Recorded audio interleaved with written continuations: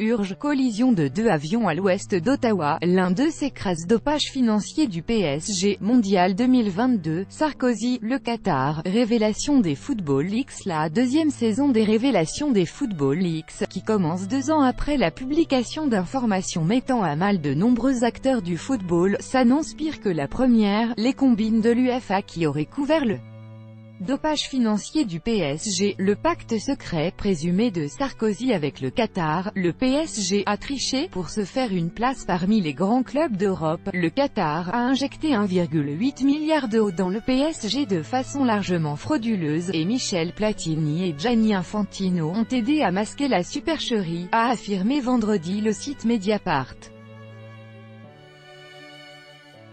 Les clubs PSG et Manchester City et le dopage financier. Depuis son rachat du PSG en 2011, le Qatari a injecté 1,8 milliard d'euros, dont 1,35 milliard via des contrats de sponsoring surévalués et le solde via des avances d'actionnaires. Soit plus de 11 ans de dépenses de l'Olympique de Marseille, OM, ou encore 34 ans de budget d'un club comme Montpellier. C'est le deuxième plus gros cas de dopage financier depuis l'introduction des règles interdisant cette pratique, juste derrière Manchester City, a noté le site Mediapart ouvrant la deuxième saison des révélations des Football Leaks. Il s'agit d'une fuite de millions de documents confidentiels traités par le réseau d'une douzaine de médias européens, European Investigative Collaboration, EIC, depuis 2016. Le dopage financier est formellement interdit au sein de l'UEFA depuis la réforme lancée en 2010 par Michel Platini et imposant le fair play financier, FPF, un équilibre des recettes et des dépenses et un déficit limité à 30 millions d'euros.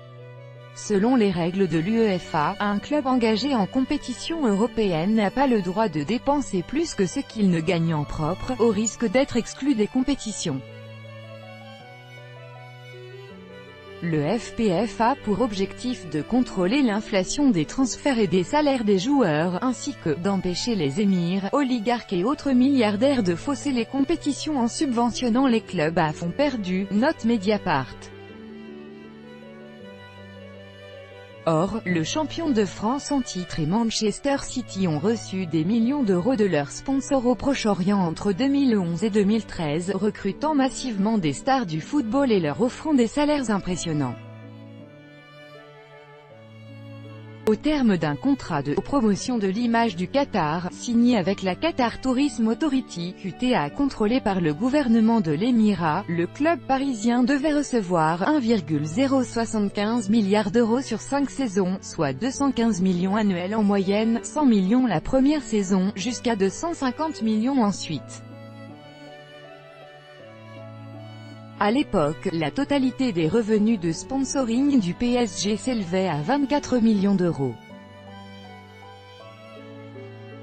Toutefois l'agence Repucom, qui devait mesurer l'impact publicitaire obtenu par la QTA, a chiffré sa valeur à 123 000 euros par an, soit 1750 fois moins que le montant du contrat. L'agence Octagon, l'une des plus réputées au monde, a pour sa part divisé la valeur du contrat par 77, à 2,78 millions d'euros par an. Le déficit du club Manchester City, propriété du demi-frère du cheikh d'Abu Dhabi, s'est quant à lui chiffré à 233 millions, presque 5 fois plus que la limite autorisée. Michel Platini, alors président de l'UEFA, et Gianni Infantino, son secrétaire général, auraient été au courant de la situation, d'après Mediapart. Ils auraient tenu plusieurs rencontres avec les dirigeants des clubs, discuté des détails confidentiels et proposé des compromis. Les clubs ont finalement pu s'en tirer. En mai 2014, les deux clubs sont parvenus à des accords avec l'UEFA, écopant d'amendes de seulement 20 millions d'euros. Dans un communiqué publié par des médias, Michel Platini a déclaré vendredi soir qu'il avait toujours affirmé que le fair play financier n'avait pas vocation à tuer ou à asphyxier financièrement les clubs. Sarkozy et le Mondial 2022 au Qatar. D'après les documents Football Leaks, l'ancien président français Nicolas Sarkozy, grand supporter du PSG, aurait été, d'une part, le médiateur entre le Qatar et les anciens propriétaires du PSG pour le rachat du club en 2011, d'autre part, entre le Qatar et l'UEFA, via Michel Platini, afin de permettre au Qatar de décrocher l'organisation du Mondial en 2022. Selon Mediapart, en novembre 2010, 9 jours avant le vote pour l'attribution du mondial, M. Sarkozy aurait proposé, lors d'un déjeuner, à Tamim Ben Hamad Al Thani, alors prince héritier du Qatar et actuel émir, de racheter le club parisien, alors déficitaire, et de créer une chaîne sportive en France pour pouvoir accueillir la Coupe du Monde.